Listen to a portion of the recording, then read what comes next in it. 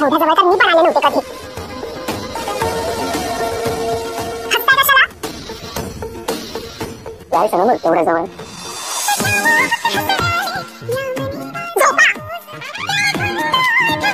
केलंय की आता मी तिला तोंडाने सॉरी म्हणायचं आहे. तेव्हा इथे अर्णवची प्रॅक्टिस झालेली असते आणि तेवढा तिथे ईश्वरी आलेली असते. ती आल्या आल्या लगेच इथे झोपायची तयारी करते.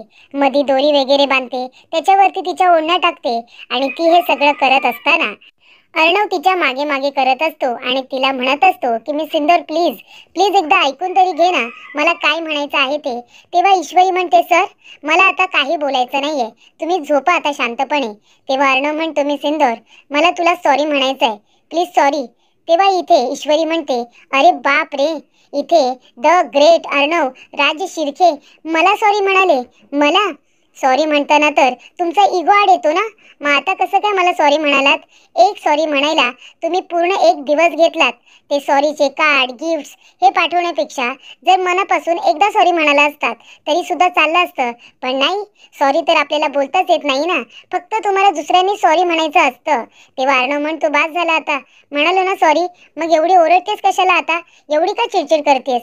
तेव्हा ईश्वरी म्हणते एवढी का चिडचिड करते म्हणजे आता तुम्हाला माझी चिडचिड दिसते का, मी किती ओरडते ते दिसतंय का? आणि काल रात्री तुम्ही कसे वागलात, काल रात्री तुम्ही काय काय केलं हे माहिती तरी आहे का तुम्हाला?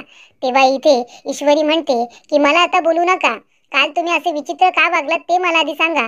का हो सर, काल नक्की काय घडलं होतं, काय प्यायला होतात तुम्ही म्हणून असे वागत होता? तेव्हा अर्णव म्हणतो मला नाही माहिती, काल तू घरी निघून आलीस, त्यानंतर मी माझ्या केबिन मध्ये गेलो आणि काम करत बसलो होतो.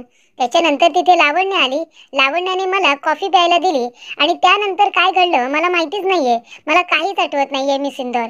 तेव्हा ईश्वरी म्हणते काय तुम्ही कॉफी प्यायला होतात आणि त्यानंतरचं तुम्हाला काहीच आठवत नाहीये? तेव्हा अर्णव म्हणतो नाही का, काय झालं? तेव्हा इथे ईश्वरी म्हणते हो, म्हणजे हे सगळं त्या लावण्याने केले, त्या लावण्याने तुमच्या कॉफीमध्ये नक्कीच काहीतरी मिक्स केलं होतं ज्याच्यामुळे तुम्ही असे विचित्र वागत होता. तुम्हाला माहिती आहे का काल काय घडलं ते? तेव्हा अर्णव म्हणतो काय घडलं?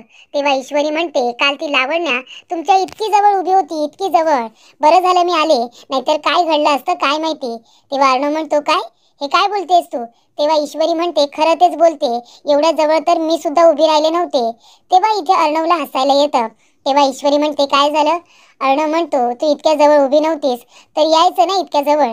तेव्हा इथे ईश्वरी म्हणते झोपा आता. आणि इथे मनातल्या मनात तर ईश्वरी खूपच जास्त खुश झालेली असते, हसत असते. तिला आता अर्णवच्या बोलण्याचा राग हा येत नसतो.